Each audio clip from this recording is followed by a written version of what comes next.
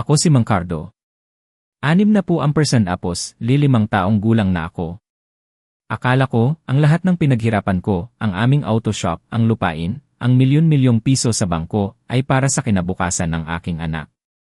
Ngunit, sa harap ko mismo, sinabi niya, Papa, babaguhin ko ang aking apelyido. Hindi na Alcaraz. Hindi ko na kailangan ang iyong pangalan o ang iyong pera. Ang sakit pero mayroong hangganan ang aking pagtitiis. Bago mo marinig ang buong kwento ng isang amang nanahimik, mag-subscribe ka muna, baka dito mo marinig ang sarili mong tinig. Ako si Mang Cardo. 60% apos, 5 taong gulang na ako ngayong taon. Akala ko noon, basta mapalaki ko lang ang anak ko ng maayos, wala na akong pagsisisihan sa buhay na ito. Pero dumating ang isang araw, at napagtanto ko, may mga bagay pala na hindi mo makukuha pabalik, kahit ibigay mo ang lahat. Ngayon, nakatayo ako rito sa Grand Hyatt Manila, sa gitna ng isang marangyang ballroom na puno ng mga taong mayayaman, halos hindi ko na makilala ang sarili ko. Ang hangin ay mabango, hindi tulad ng amoy grasa sa aking Alcaraz Auto Works, ang tindahan na pinaghirapan ko ng buong buhay. Hawak ko ang isang papel, isang ordinaryong puting papel na parang bato sa bigat. Hindi ito sertipiko ng pagmamalaki, hindi ito diploma ng aking anak, kundi isang kasunduan ng pagtalikod. Nakikita ko si Christian, ang aking anak, 20% apos, 8 taong gulang. Nakasuot siya ng mamahaling bespoke suit, napakalinaw ng kanyang balat na hindi pa kailanman nakakakilala sa bigat ng gulong ng truck. Siya ang sentro ng lahat, kasama ang kanyang nobyang si Sofia Imperial, nakasingkinang ng mga kristal na chandelier sa itaas. Lumapit siya sa akin, may ngiti sa labi ngunit ang mga mata ay nanlalamig, may bahid ng pagtatakwil. Quote, Papa, quote, ani niya, ang kanyang boses ay parang yelo, quote, pirmahan mo na. Kailangan na itong matapos. Hindi na sila makakipag-ugnayan sa apelyidong Alcaraz. Amoy grasa. Amoy mahirap. Kailangan ko ng pangalang may dating, Papa. Pangalang sosyal, quote, sinabi niya ang mga salitang iyon na parang nagpapaliwanag ng isang simpleng negosyo, walang bahid ng damdamin. Ang apelyidong Alcaraz. Ang pangalan ko. Ang pangalan ng kanyang ina. Ang pangalan na pinaghirapan ko para itatag. Naririnig ko ang mga salita niya na bumabalik-balik sa aking isipan, parang sirang plaka. Amoy grasa. Amoy mahirap. Ang mga kamay ko ay nanginginig, puno ng kalyo at laging may bahid ng itim na mantika. Ang mga kamay na ito ang nagtaguyod sa kanya, ang nagbayad sa kanyang mamahaling pag-aaral sa ibang bansa, ang nagbigay sa kanya ng malambot na balat na ngayon ay kinasusuklaman niya. Ang galit ay umakyat sa aking dibdib, mainit na parang hurno, ngunit pinipigilan ko, inililihim sa loob. Bakit ako narito? Bakit ko pinapayagan ito? Ang kwentong ito, ang tinanggihan ng anak ko ang apelyido ko para magmukhang mas sosyal, kaya tinanggal ko siya sa mana, ay hindi lang kwento ng pagtataksil, kundi ng unti-unting paggising ko sa katotohanan. Nakatingin ako sa papel na iyon, at sa aking anak, at sa sandaling iyon, ang aking mundo ay naging isang malaking, masakit na tanong. Malayo pa ang buhay ko noon, mga alaala na halos natabunan na ng alikabok ng panahon.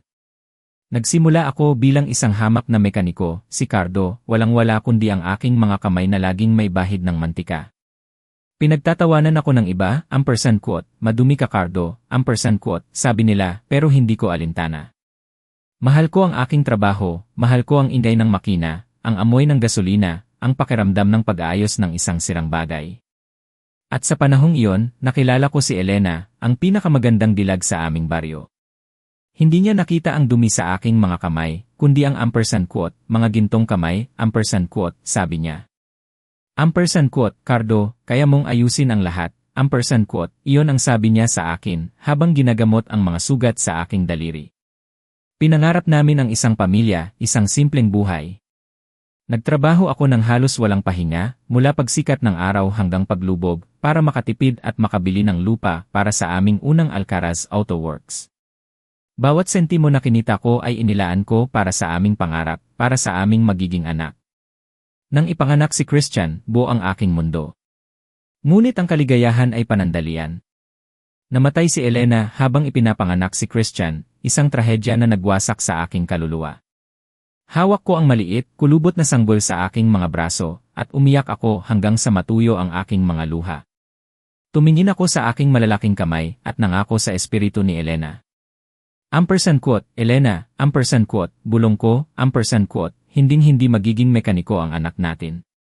Hindi niya mararanasan ang hirap na naranasan ko. Hindi niya madudumihan ang kanyang mga kamay.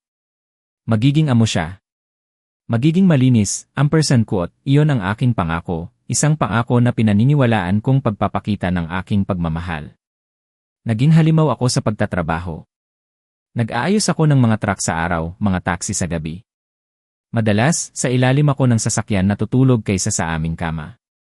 Kumakain ako ng tuyong tinapay na may tubig para lang makabili ng gatas para kay Christian. Kapag nilalagnat siya, umuupo ako sa tabi ng kanyang kama. Ang aking mga kamay ay may bahid pa rin ng mantika, takot na hawakan siya at dumihan ang kanyang maputing balat. Ang hangarin kong bigyan siya ng magandang buhay, isang buhay na malayo sa amoy grasa, ay naging aking tanging layunin, isang misyon na akala ko ay tama. Nang lumaki si Christian, ginawa ko ang lahat upang matupad ang aking pangako kay Elena. Dinala ko siya sa pinakamahal na pribadong paaralan sa Metro Manila. Naalala ko pa noong una ko siyang ihatid. Suot ko ang pinakamalinis kong damit, ngunit hindi maitago ang aking amoy grasa, ang amoy ng paggawa. Pagdating namin sa gate, hinilan niya ang kanyang kamay mula sa akin. Ampersand quote, Papa, ang dumi ng kamay mo, ampersand quote, bulong niya, na parang nahihiya. Tumingin ako sa aking mga kuko, may itim pa ring bakas ng mantika, kahit na hinugasan ko na ng husto. Ampersand quote, patawad, anak, ampersand quote, sabi ko. Ampersand quote, hihintayin na lang kita sa sasakyan, ampersand quote, mula noon, naging anino niya ako. Binayaran ko ang kanyang mga klase sa piano, sa English, sa French, mga summer camp sa ibang bansa. Gumawa ako ng isang perpektong mundo sa paligid niya, inilalayo siya sa amoy grasa ng aking dahani. Akala ko, iyon ang pagmamahal. Nagkamali ako. Napakabobo ko. Hindi ako nagpalaki ng isang anak, kundi isang parasite. Ipinadala ko siya sa mga paaralan ng mayayaman upang matuto siyang hamakin ang kanyang sariling pinagmulan. Bawat sentimo na kinita ko sa pawis at luha ay naging isang panibagong ladrilyo sa dingding na naghihiwalay sa amin. Ang kanyang mga pagbisita sa bahay ay naging bihira. Ang mga pagkain ng magkasama ay naging awkward. Hindi niya kailanman itinanong, ampersand quote, Papa, napagod ka ba sa trabaho ngayon? Ampersand quote. Ang tanging tanong niya, ampersand quote, Papa, na-deposit mo na ba? Ampersand quote, o kaya, ampersand quote, Papa, kailangan ko ng bagong kotse, ampersand quote, ang aking Alcaraz Auto Works, na itinayo ko para sa kanyang kinabukasan, ay naging isang earning machine na lang para sa kanya. Habang lumalayo siya sa amoy ng mantika, lumalayo rin siya sa aking puso. Nararamdaman ko ang lamig sa pagitan namin, isang lamig na mas masakit pa sa anumang sugat. Pinagmasdan ko ang kanyang paglipad, hindi niya alam na ang pakpak niya ay gawa sa pawis ng kanyang ama. Hindi niya alam na ang kanyang kinabukasan ay nakatayo sa isang pundasyon na kanyang kinasusuklaman. Ang mga minamahal kong tagapakinig, kung kayo ay nasa posisyon ko, paano ninyo haharapin ang isang anak na unti-unting lumalayo at nagpapabaya sa inyo? Ibahagi ang inyong mga karanasan at payo sa comment section sa ibaba. Ang inyong kwento ay mahalaga. Nagtapos si Christian sa ibang bansa, bumalik siya bilang isang arkitekto, may hawak na mamahaling diploma.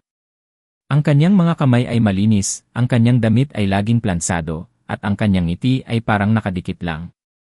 Ngunit ang lamig sa kanyang mga mata ay nanatili. Hindi nagtagal, ipinakilala niya si Sofia Imperial, ang kanyang nobya. Maganda si Sofia, walang makakapagkaila, pero ang kanyang mga mata ay nagbabasa ng halaga sa lahat ng kanyang nakikita, parang isang calculator. Ang pamilya Imperial ay may ampersand quote, pangalan, ampersand quote, sabi nila, ngunit ubos na ang ampersand quote, pera, ampersand quote, kaya ampersand apos, kumakapit sila sa aking anak, sa aming yaman. Isang araw, tinawag ako ni Christian sa opisina ni Atty. Reyes, ang aking abogado na kaibigan ko na rin. Akala ko ay tungkol sa negosyo, o marahil ay may good news siya. Pero hindi. Nakaupo si Christian, nakakrus ang mga binti, ang dulo ng kanyang sapatos ay gumagalaw-galaw sa saliw ng peking pasensya. Tumingin siya sa akin, walang emosyon, at ibinigay sa akin ang isang papel. Ampersand quote, Papa, kailangan mong pirmahan ito. Paglilipat ng lahat ng asset sa akin, ampersand quote, paglilipat ng lahat ng asset. Iyon ang sinabi niya.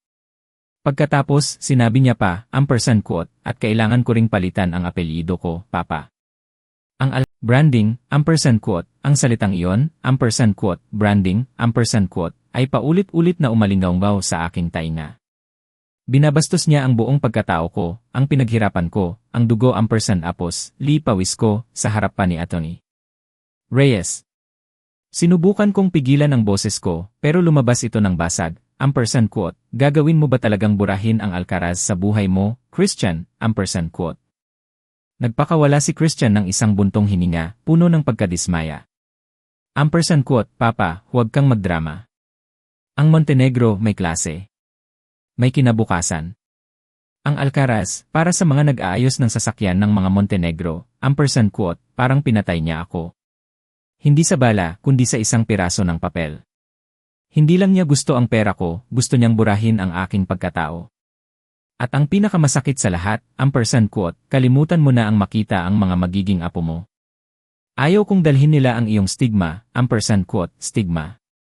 Tinawag niya ang aking dugo, ang dugo ng aking ama, ang dugo ng aming angkan, na isang mansa. Nag-isa akong umuwi sa aking Toyota Hilux, ang lumang sasakyan na puno ng mga alaala. Parang nawawala ako sa sarili. Nag-iisip ako, nagkamali ba ako? Ang amoy grasa, ang ingay ng makina, ang kalakal, ito ang aking mundo. Ngunit sa mata ni Christian, ito ay basura. Nang gabing iyon, hindi ako umuwi. Para saan pa? Isang bahay na malamig at walang buhay. Sa halip, nanatili ako sa aking Alcaraz Auto Works. Uminom ako ng tequila na parang gusto kong hugasan ang lahat ng kahihiyan na nararamdaman ko. Naglakad ako sa gitna ng mga truck na nakahanay, naghihintay ng pag-aayos.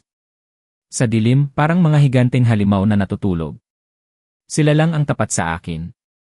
Sila lang ang hindi humahamak sa aking maruming kamay. Huminto ako sa harap ng isang lumang wrench na nakasabit sa dingding, ang unang gamit na binili ko sa aking unang sahod. Kumikinang ito dahil sa pawis ng aking mga kamay sa loob ng maraming taon. Ampersand quote, bakit? Bakit, Diyos ko? Ano ang nagawa kong mali? Ampersand quote, sigaw ko, at ang aking tinig ay umalingaw sa buong workshop. Binasag ko ang bote sa dingding at ang tunog ay pumailang lang. Nahulog ako sa sahig, sinasandal ang aking likod sa isang malaking gulong ng truck. Umiyak na parang bata, sa unang pagkakataon mula nang mamatay si Elena. Naalala ko si Christian noong bata pa siya, tumakbo sa tindahan na may hawak na laruang screwdriver. Ampersand quote, Papa, tutulungan kitang ayusin ang sasakyan, ampersand quote, ano ang ginawa ko, ampersand quote, sigaw ko noon sa kanya. Ampersand quote, umuwi ka ngayon din. Dadatihan mo ang damit mo. Huwag mong hawakan ang basurang ito, ampersand quote, ako mismo ang nagtanim sa kanya ng ideya na ang aking trabaho ay marumi, na ito ay basura. Gusto ko siyang protektahan, ngunit sa hindi sinasadya, tinuruan ko siyang hamakin ako. Tumingin ako sa aking mga kamay sa ilalim ng liwanag ng buwan na nanggagaling sa bintana. Itim, magaspang, sirang kuko. Tama si Christian. Kadiri ang mga kamay na ito. Siguro, dapat ko nalang pirmahan. Sa sandaling iyon, narinig ko ang tunog ng kadena ng roll-up door. Ampersand quote, raka-raka, ampersand quote, sino ang pupunta sa tindahan ng alas 2 ng umaga? Ampersand quote, sino ampersand apos, yan? Lumabas ka, ampersand quote, sigaw ko, hawak ang isang bakal. Ampersand quote, patron, ako ito, si Mang Tonyo, ampersand quote, si Mang Tonyo de Leon, ang aking katiwala, nakasuot ng pangtulog, may mukha ng pag-aalala.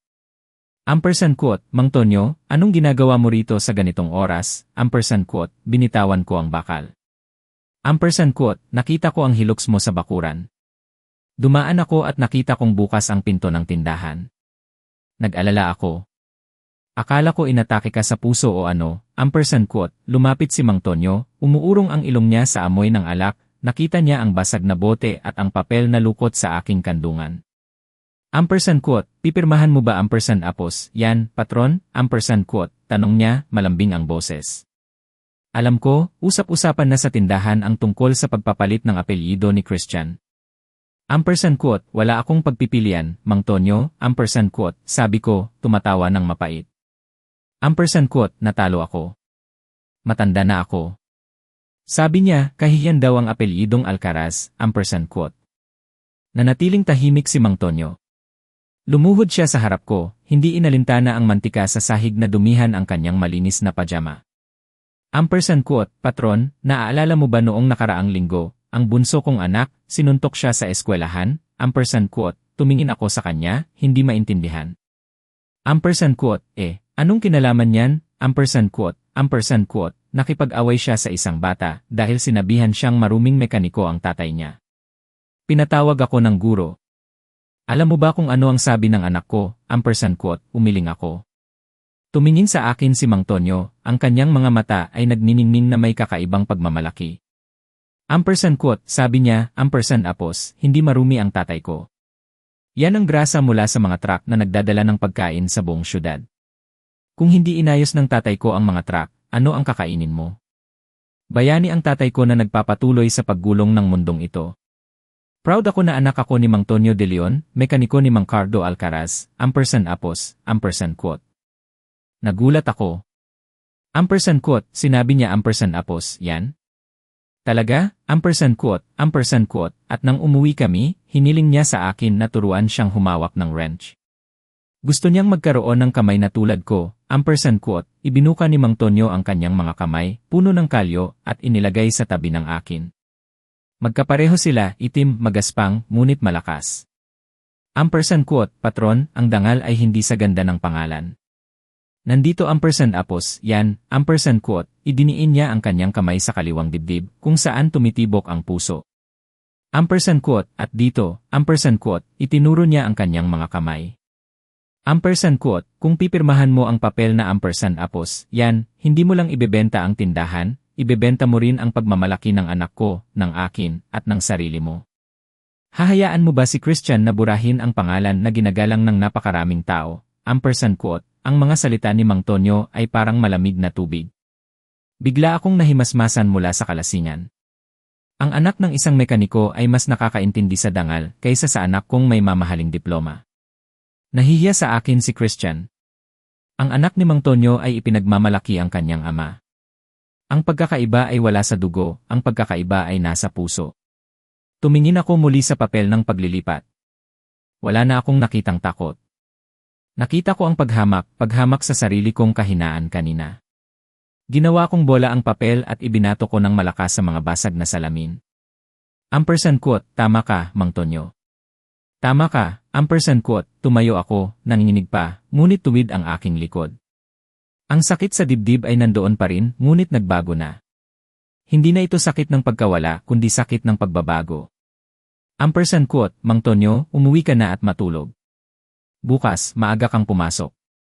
May trabaho tayo, Quote, anong trabaho, Patron? Quote, kailangan kong kausapin ang aking abogado. Hindi ko pipirmahan ang aking sentensya ng kamatayan.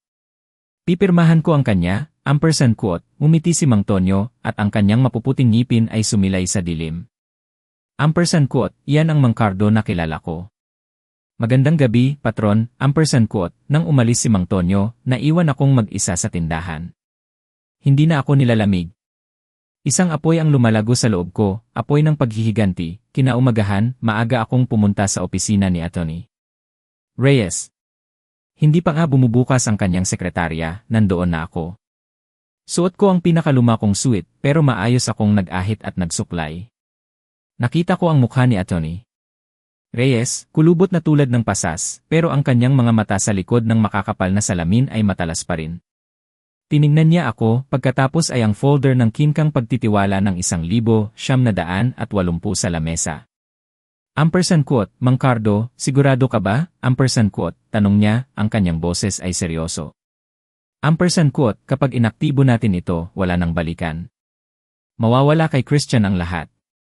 Hindi lang ang kumpanya, kundi lahat ng ari-arian na nasa ilalim ng trust, ang penthouse, ang sasakyan, ang mga account, literal na mawawala siya sa kanyang pamumuhay. Quote, sumipsip ako sa aking kape, itim at mapait. Quote, pinili niya ang daan na ito, Atty. Reyes. Tinutulungan ko lang siyang matupad ang kanyang gusto, Quote. Bumuntong hininga si Atty. Reyes at binuksan ang pahina ng probisyon. Quote, sige. Suriin natin sa huling pagkakataon. Article 4, Identidad ng Dugo. Direkta itong nilabag ni Christian nang palitan niya ang kanyang apelyido. Ito ang nag-a-activate ng Reyes ng matagal pagkatapos ay dahan-dahang tumango. Isang matalas na ngiti ang lumabas sa labi ng matandang abogado.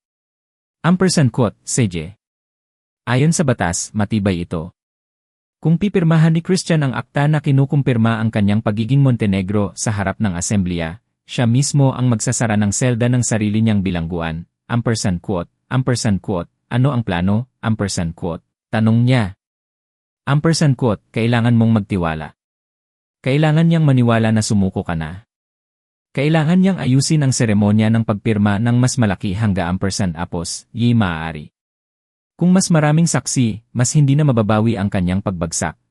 Quote, tumayo ako at kinamayan si Atty. Reyes. Malamig ang kanyang kamay, ngunit mas malamig ang akin. Quote, huwag kang mag-alala. Gagampanan ko ng perpekto ang papel ng isang talunang ama. Quote, paglabas ko ng opisina, kinuha ko ang aking cellphone.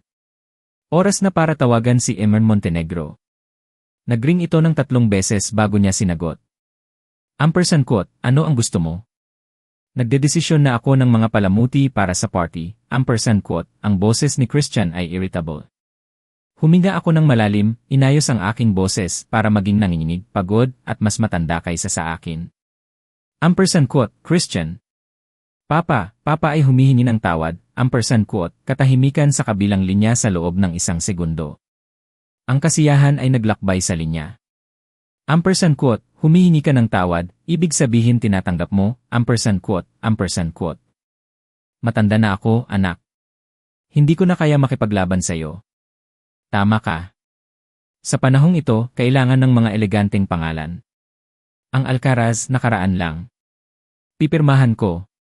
Pupunta ako sa party at pipirmahan ko ang lahat ng gusto mo.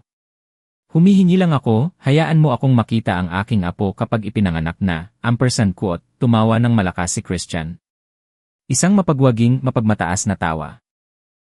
Quote, hahaha. Sa wakas, naintindihan na ng matanda. Napakagaling, Papa. Matutuwa si Sofia. Ito ang pinakamagandang regalo sa kasal. Quote, kung gayon, anong oras ako darating sa pangunahing entrada ng hotel? Quote, tanong ko, nagpapanggap na sumusuko. Bumaba ang tono ng boses ni Christian, bumalik sa kanyang karaniwang kalupitan, at sa pagkakataong ito, nagdagdag siya ng 5% lason na hindi ko inakala. Quote, tungkol doon, Papa, tingnan mo, ang mga bisita ay puro mga embahador, mga banker. Ang dumating sa lumang sasakyan mo sa pangunahing entrada ay pangit tingnan, masyadong hindi kaaya-aya.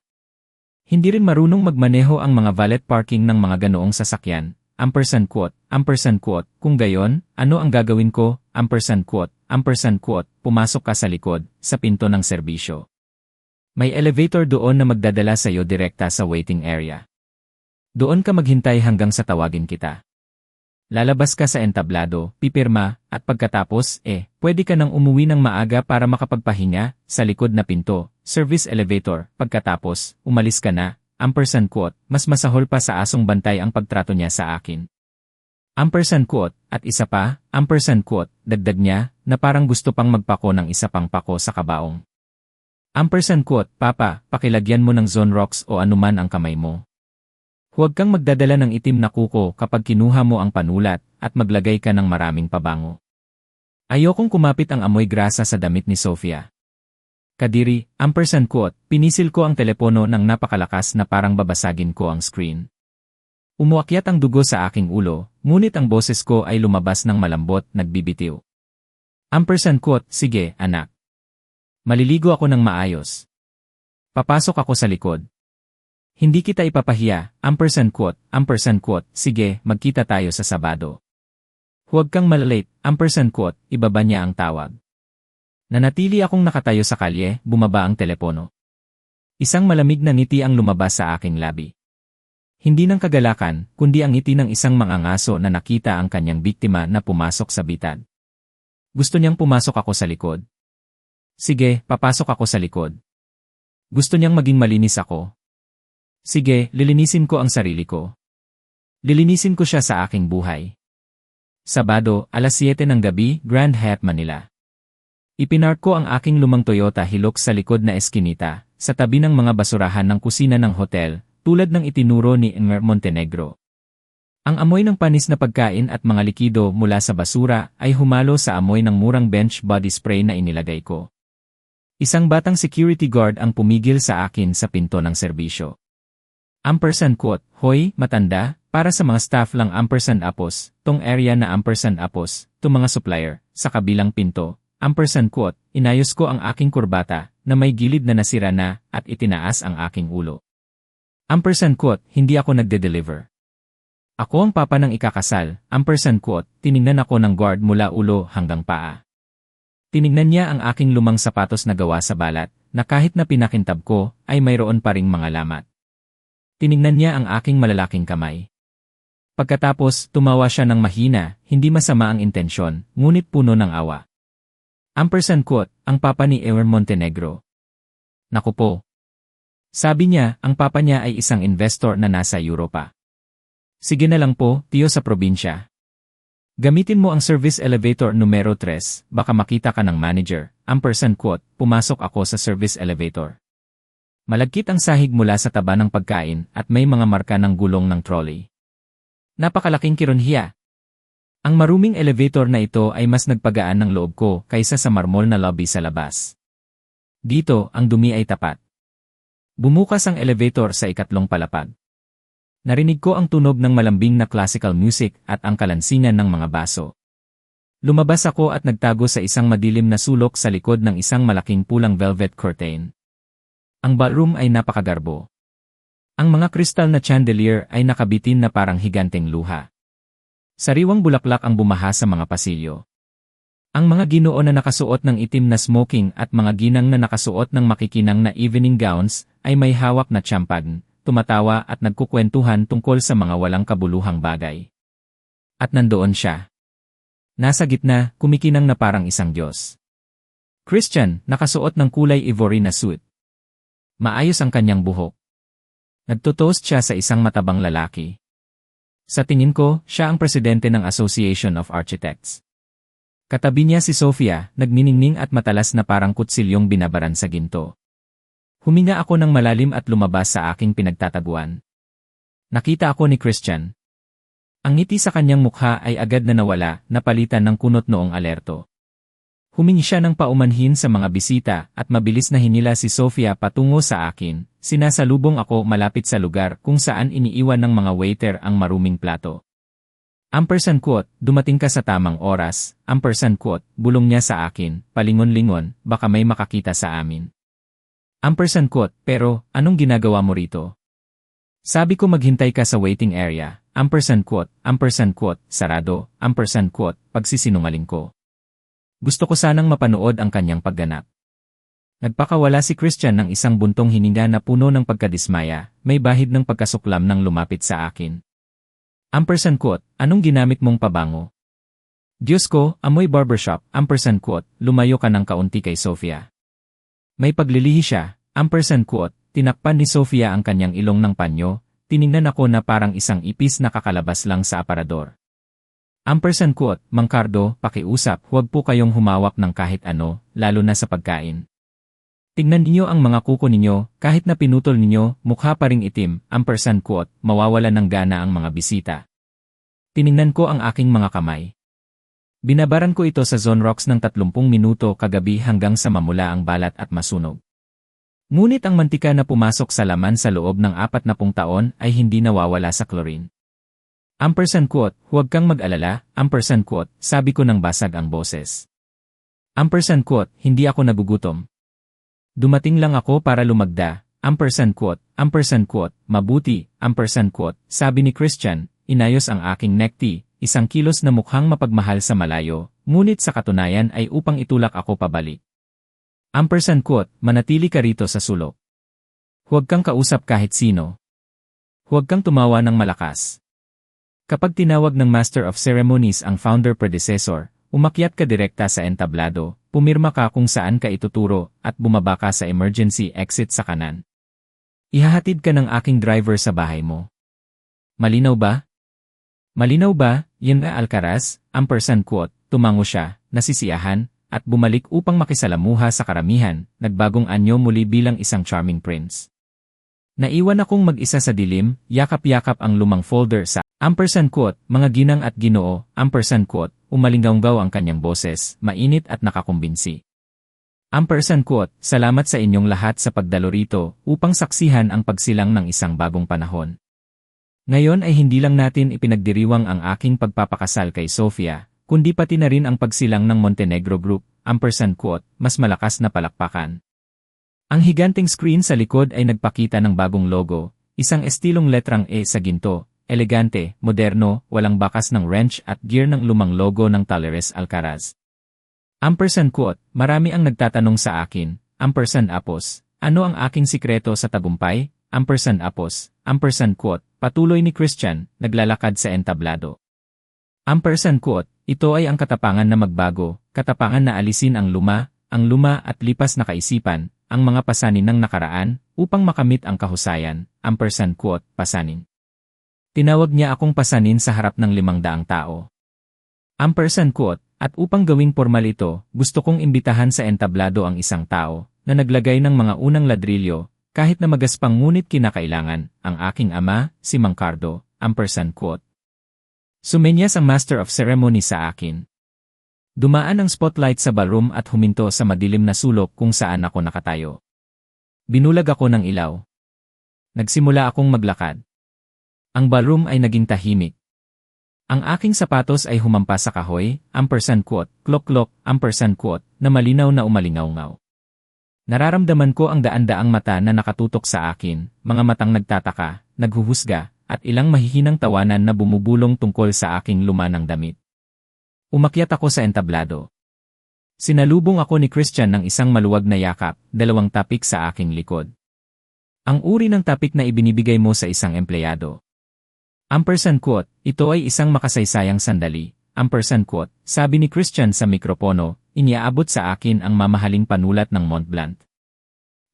#quote, pipirmahan ng aking ama ang dokumento ng paglilipat, opisyal na ibibigay ang sulo sa henerasyon ng Montenegro, #quote, nagdala sila ng isang maliit na mesa. Nandoon ang papel ng paglilipat, bukas at handa. Lumapit si Christian sa aking tainga, bumulong ng may ngiting nakatago para sa mga litrato. #quote, pirmahan mo na, matanda, at umalis ka na. Huwag mo akong ipahiya, #quote. Kinuha ko ang panulat. Napakabigat nito. Ang pabango ni Christian, ang make-up ni Sofia, ang amoy ng peking pera ay nagpaikot sa aking tiyan. Lumapit ako. Dumapo ang dulo ng panulat sa papel, ngunit hindi ako pumirma. Nanatili akong tahimik na parang estatwa. 1 segundo, 2 segundo, 5 segundo. Ang katahimikan ay nagsimulang maging hindi komportable. Huminto ang banda sa pagtugtog. Ang mga bulungan sa madla ay nagsimulang lumakas. Naging mainipin si Christian. Umubo siya. #quote, Papa, sobra ka bang excited? Pirmahan mo na, #quote, itinaas ko ang aking ulo ng dahan-dahan. Hindi ako tumingin sa papel. Tumingin ako direkta sa mga mata ni Christian. Ang aking mga lumang mata na pagod ay biglang nagniningning na may apoy na hindi niya pa nakita kailanman. Kinuha ko ang mikropono sa podyum. #quote, isang sandali, #quote, ang aking boses ay lumabas ng matatag, hindi nang inginig, matigas na parang martilyo na humahampas sa anvil. #quote, may kaunting kalituhan dito, #quote, ang buong ballroom ay pinigil ang hininga. Ang katahimikan ay hindi na pagtataka, ito ay isang nakakapanindig balahibong katahimikan. Ang tensyon ay napakakapal na maaari itong hiwain ng kutsilyo. Naririnig mo maging ang pagtunaw ng yelo sa mga baso sa pinakamalayong lamesa. Namutla si Christian. Sinubukan niyang agawin ang mikropono, ngunit umatras ako, itinaas ang aking lumang folder. #quote, bago ko pirmahan ang papel na ito, #quote, sabi ko ng malakas, ang aking boses ay umalingaw-ngaw sa malaking ballroom. #quote, kailangan kong linawin ang tunay na pag-aari ng kumpanya na tinatawag ninyong Montenegro Group, #quote, ano ang ginagawa mo? Seguridad, #quote, bulong ni Christian, sumusugod sa akin. #quote, manatili ka dyan, #quote, sigaw ko. Ang utos na sigaw ng isang lalaking nagpatakbo ng auto repair shop sa loob ng 40 taon ay nagpatigil kay Christian sa instinct. Ampersand quote, gusto mo bang marinig ng lahat ang katotohanan, o mas gusto mong makita kang kaladkarin ang matandang ito palabas ng entablado na parang isang basurahan? Ampersand quote, nagsimulang bumulong ng mas malakas ang mga bisita. Nagtaasan ang mga cellphone at kamera. Si Sofia ay naging estatwa, nanginginig ang baso sa kanyang kamay. Binuksan ko ang folder at inilabas ang naninilaw na papel ng 1,980. Ampersand quote, mga ginang at ginoo, ang kumpanyang ito ay hindi sa akin, at lalo na, hindi ito sa binatang Christian na narito. Ito ay pag-aari ng Alcaraz Family Trust na itinatag noong 1,980. Ampersand quote, isinuot ko ang aking salamin sa pagbabasa at binasa ng dahan-dahan, malinaw at malakas na parang isang hukom na nagbibigay ng hatol. Ampersand quote, Article 4, Identidad ng dugo. Ang tagapamahala at tanging benepisyaryo ng trust ay dapat magtaglay ng apelyidong Alcaraz sa legal na paraan. Anumang aksyon na naglalayong baguhin, tanggihan, o alisin ang apelyidong ito ay ituturing na isang implicit waiver sa mga karapatan sa mana. Ampersand quote, huminto ako, tiningnan ang mukha ni Christian, na ngayon ay puting-puti na parang papel. Ampersand quote, Christian, ipinagmalaki mo sa buong mundo na pinalitan mo ang iyong pangalan sa Montenegro. Ipinagmalaki mo ang sertipikong iyon sa lahat ng dako na parang isang tropeo. Ampersand quote, ibinato ko ang papel ng paglilipat na ibinigay niya sa akin sa sahig ng entablado. Ampersand quote, binabati kita, Yang Montenegro. Sa bagong pangalan na yan, opisyal mong binura ang iyong sarili mula sa listahan ng mga benepisyaryo. Sa legal na paraan, ikaw ay isang estranghero. At ang Alcaraz Trust ay hindi sumusuporta sa mga estranghero. Ampersand quote, ang ballroom ay sumabog sa pagtataka. Ampersand quote, oh, ano?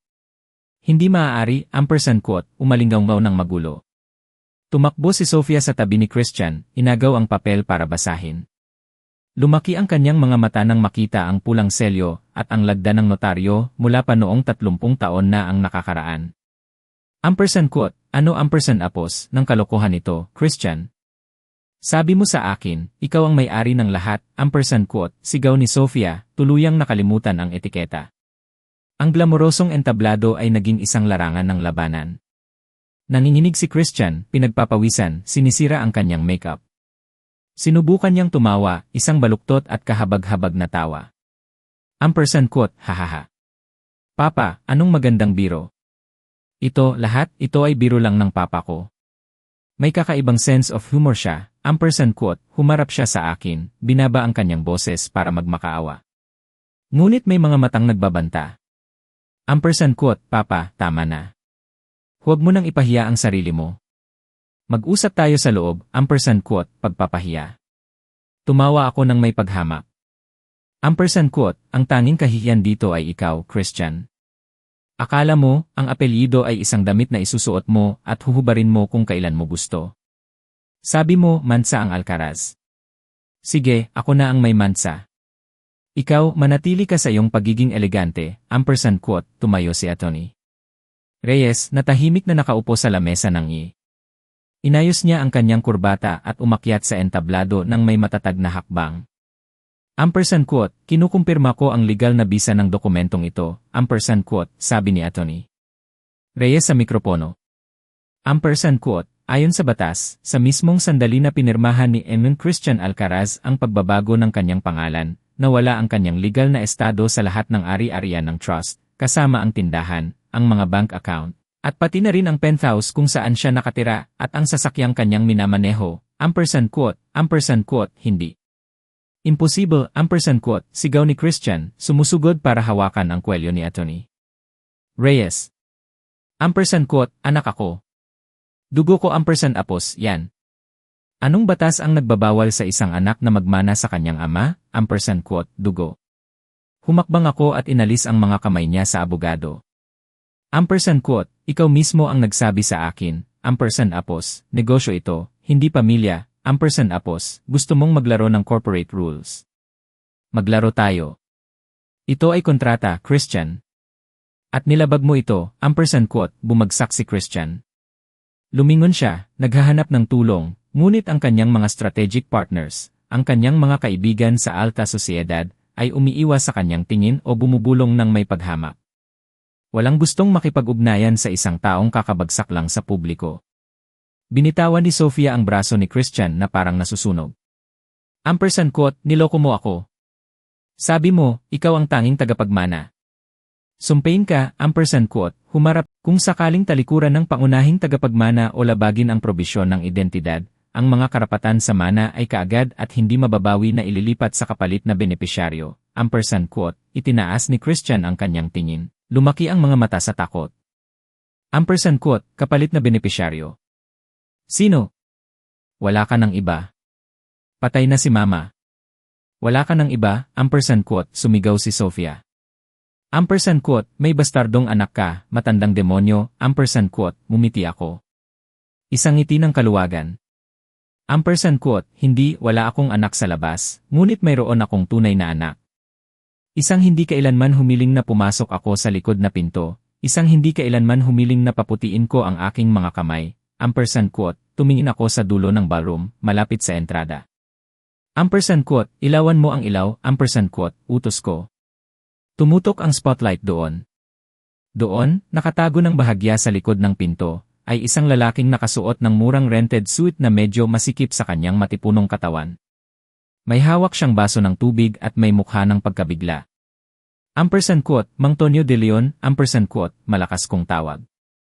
Ampersand quote, umakyat ka rito, ampersand quote, ang buong ballroom ay lumingon.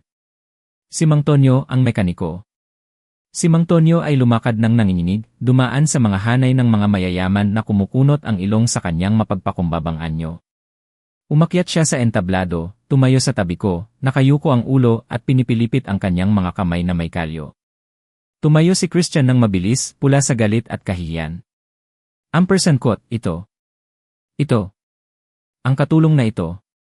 Isa siyang Indyo. Hindi man lang nakatapos ng high school. Siya ang katulong na naghuhugas ng kotse ko, ampersand quote, manahimik ka, ampersand quote, sinampal ko si Christian. Ampersand quote, plaf, ampersand quote, tuyo at malakas. Isang sampal na puno ng 20 ampersand apos, 8 taong pagkadismaya. Humingal muli ang ballroom. Ampersand quote, ang Indyo na ito, ampersand quote. Niyakap ko si Mang Tonyo sa balikat, pinilit siyang tumayo ng tuwid. Ampersand quote, siya ang kasama ko noong nagkasakit ako, habang ikaw ay nasa Hong Kong o Singapore. Siya ang nanatiling gising buong gabi, nag-aayos ng mga truck para maihatid sa tamang oras, habang ikaw ay nagtatapon ng pera sa kasino. Itinuro niya sa kanyang anak na ipagmalaki ang pagiging mekaniko, habang itinuro mo sa iyong anak na hamakin ang kanyang lolo, ampersand quote, humarap ako kay Atty.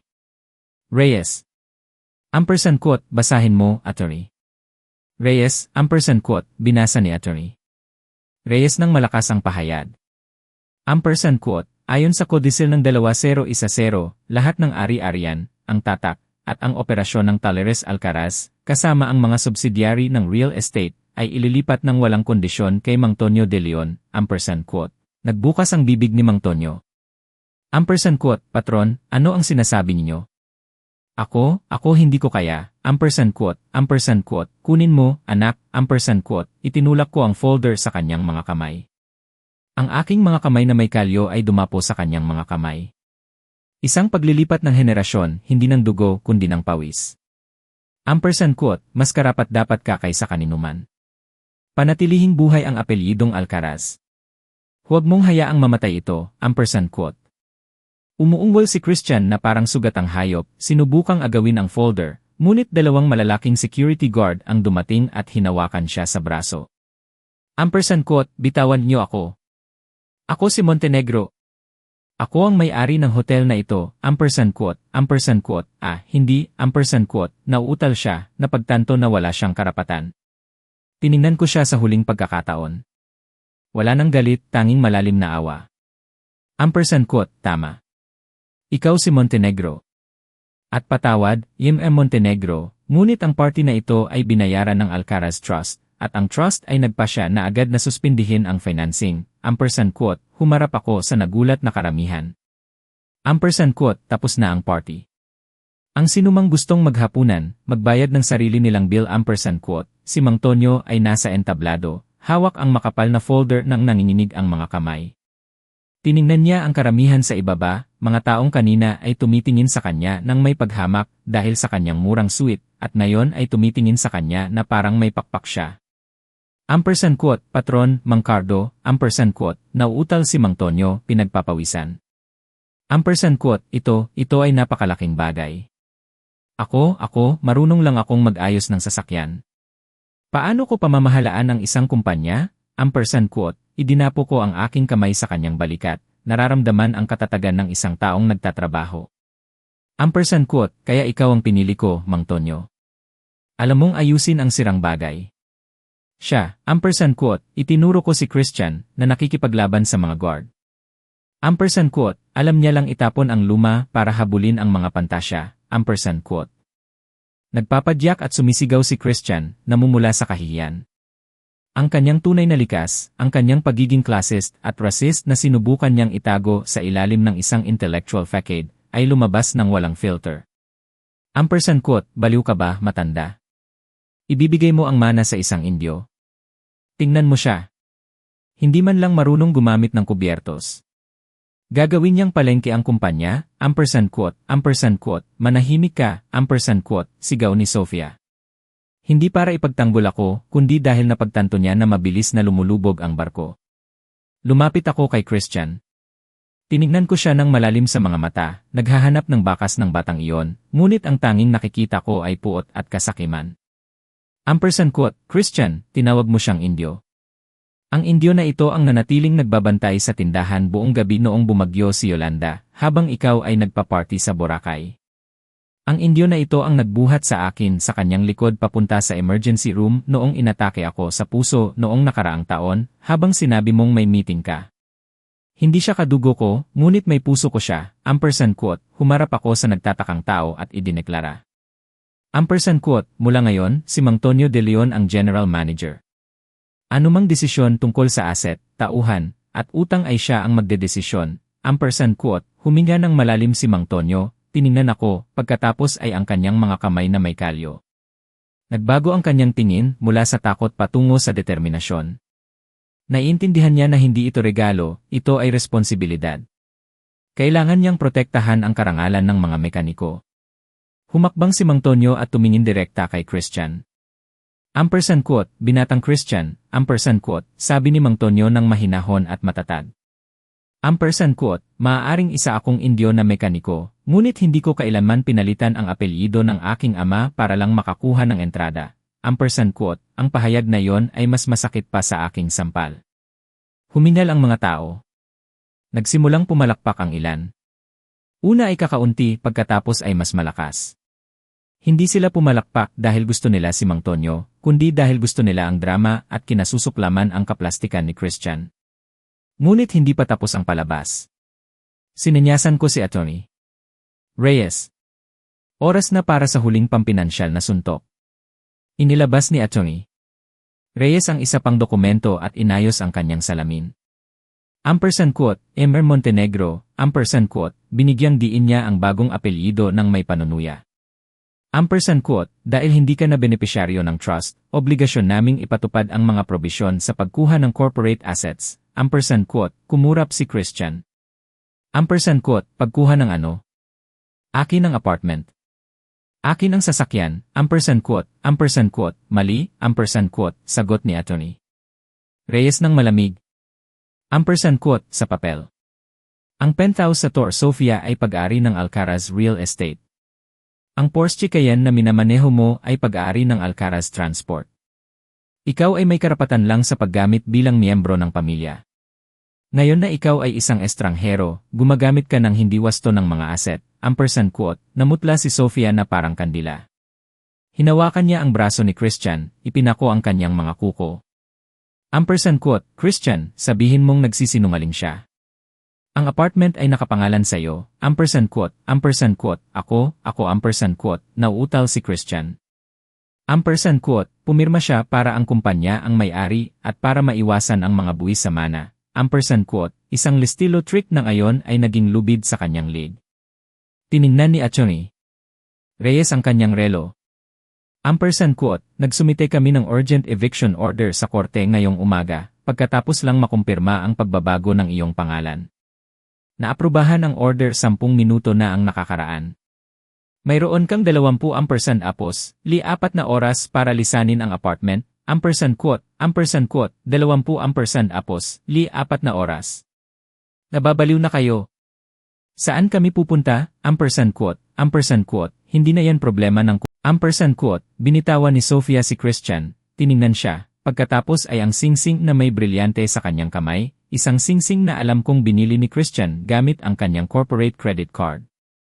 Inalis niya ang singsing. Quote, Christian, ano ang ginagawa mo? Quote, itinaas ni Christian ang kanyang tingin, nagmamakaawa. Quote, maaari tayong magsimula muli. Magaling akong arkitekto. Kikita ako ng pera, quote, kumita ng pera. Tumawa si Sofia at ibinato ang singsing sa kanyang dibdib. Quote, sa tingin mo, may sinumang kukuha ng isang arkitekto na kakabaog lang sa publiko ng kanyang sariling ama. Ikaw ang katatawanan ng buong syudad, Christian. Ang pangalan mo ay basura, quote, pero mahal kita. Mahal ko ang seguridad, Christian. Mahal ko ang isang lalaki na kayang protektahan ako, hindi isang gago na nagsinungaling sa akin tungkol sa kanyang yaman, quote, ikaw ay isang manloloko. Plaf. Isa pang sampal kay Christian. Hindi sa akin, kundi mula sa babaeng pakakasalan niya.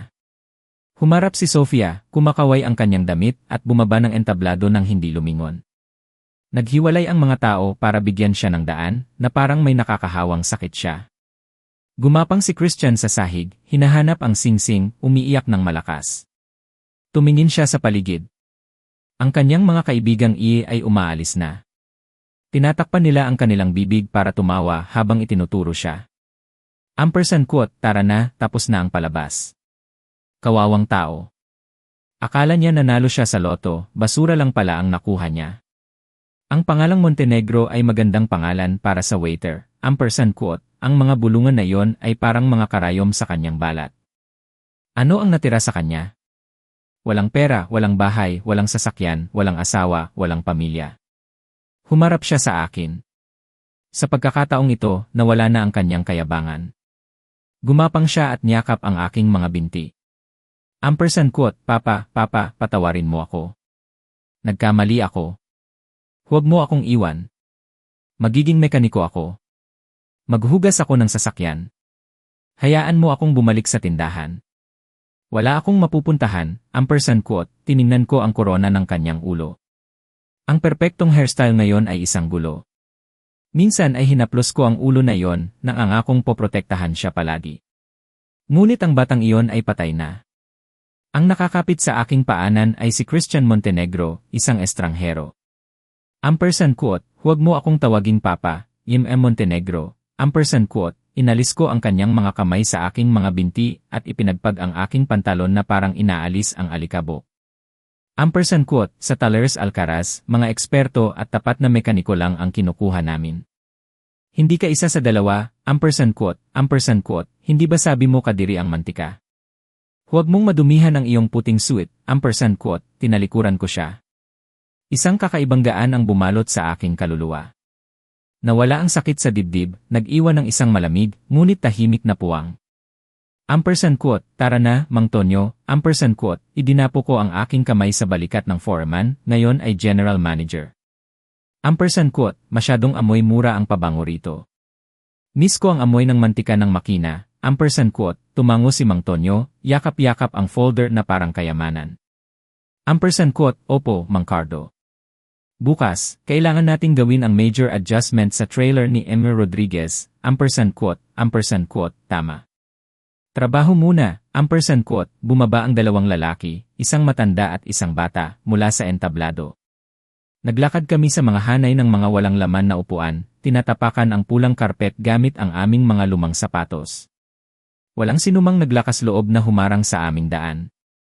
Ang dangal ng paggawa ay nagmula sa amin ng mas matindi kaysa sa anumang alahas. Sa aming likod, sa marangya ngunit nag-iisang entablado, nandoon pa rin si Christian, nakapisil sa papel ng pagbabago ng pangalan at ang tinanggihang singsing. Ang kanyang pag-iyak ay umalingaw-ngaw, kahabag-habag at walang laman sa malaking ballroom.